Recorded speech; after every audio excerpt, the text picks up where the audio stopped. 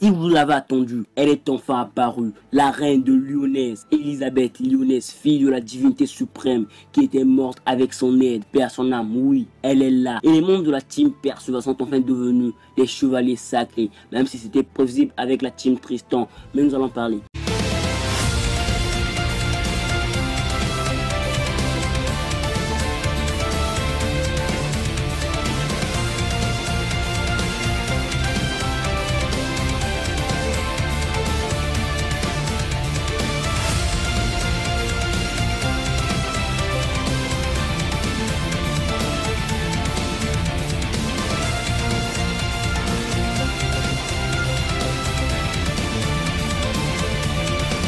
Salut les bros, ici Big Moi, j'espère que vous allez bien, car ça va. Alors aujourd'hui, nous nous retrouvons pour parler du chapitre 83 des 4 tueurs de l'Apocalypse, une décision de séparation. Un chapitre assez court, si je puis le dire, même si j'ai juste kiffé ce chapitre avec la première, non, l'apparition complète d'Elisabeth sans une seule ride. Oui, nous allons en parler. Et ce qui m'a le plus fait kiffer ce chapitre, c'est la réaction de Anne vis-à-vis de Méliodas. Nous allons en parler. Alors, sans plus tarder, laissez un gros pouce bleu sur cette vidéo, partagez-la, abonnez-vous, commentez, allez en description, rejoignez mon Insta, mon Twitter et le groupe Discord. Tous les liens se trouvent en description. Donc, le chapitre commence avec bien sûr Percy et compagnie allant à la rencontre de Méliodas en se posant bien sûr des questions sur la raison de leur venue, même si un sentiment de peur les habitait vis-à-vis de leur avenir avec Perceval. Alors, arrivé au château, la reine Elisabeth apparaîtra devant eux sans aucune ride. Oui, en 16 ans, elle a gardé le même visage, ce qui signifie un peu que, selon moi, l'illusion que Kat avait utilisée n'était qu'une illusion énormément de je ne sais pas quoi. Car là, Elisabeth avait vieilli. Mais peut-être qu'elle n'a pas vieilli car elle est complètement devenue une déesse, jetant sa partie humaine aux ouvriettes. Et ça reste une supposition car les déesses ont une longue durée de vie par rapport aux humains. Si vous voulez un exemple, regardez juste la divinité suprême. Même si nous n'avons pas pu voir son visage, je m'en fous. Oui, Elisabeth est donc peut-être devenue complètement une déesse. Et voilà pourquoi elle est toujours aussi belle. Ce qui bouleversera la team Perceval car ils croiront qu'elle était la sœur de Tristan. Et ils se demanderont bien sûr où était le roi. Oui, non, j'ai juste kiffé cela. Quelle nostalgie, oui. Alors Méliodas, non. J'ai éclaté de rire en voyant que cela, il va jouer avec les nibards d'Elisabeth devant tout le monde. On voit juste à quel point le gars n'a pas de pudeur. Anne s'énervera de voir qu'un enfant jouait avec les nibards de la reine de Lyonesse, Elisabeth Lyonesse bien sûr.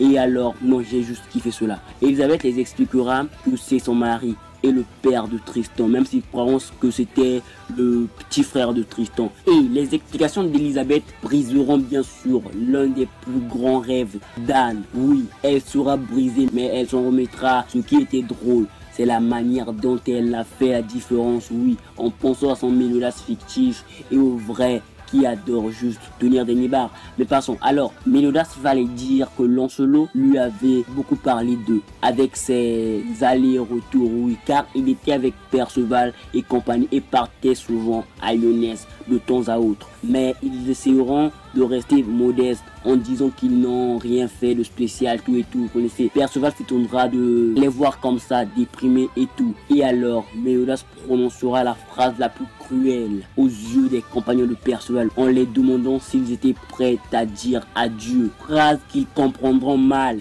Et c'est pourquoi j'ai dit que c'était la phrase la plus cruelle entendue par les compagnons de Perceval. Alors non, j'ai grave eu pitié de Perceval car oui, selon ses compagnons, Méliodas parlait d'une séparation entre eux et Perceval. Alors Perceval commencera à chialer devant ses amis qui vont en fait aussi chialer car ils veulent continuer leur voyage avec Perceval bien sûr. Et Donnie essaiera même de renier Perceval en tant qu'ami. Et Anne essaiera un peu de lui consoler en lui disant qu'elle fera tout pour devenir chevalier sacré, pour bien sûr se tenir à ses côtés à condition qu'il l'attende. Et alors non, le gars il est fou. Oui, Méliodas est fou. Alors, il les dira qu'ils n'ont pas bien compris ce qu'il voulait dire, ce qui énervera Anne. Oui, dans un moment pareil, non, lui, il vient et leur dit que non, ils ont mal compris ce qu'il voulait dire.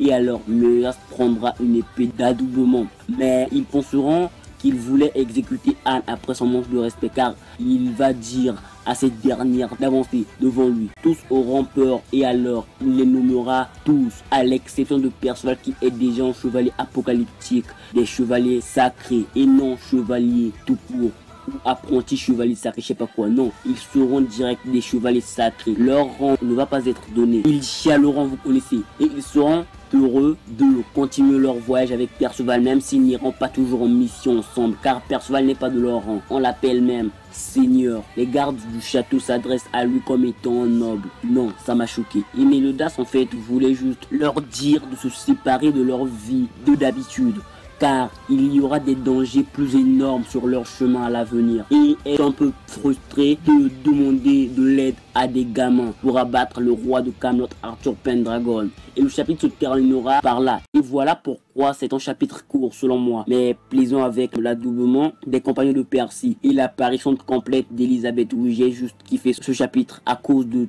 tout ce qui s'est passé, même s'il n'y a pas vraiment eu beaucoup d'événements marquants. Attendez, je vous cite tous les événements marquants de ce chapitre. L'apparition d'Elisabeth, Méliodas qui touche les nibards d'Elisabeth et l'adoubement des compagnons de Perceval.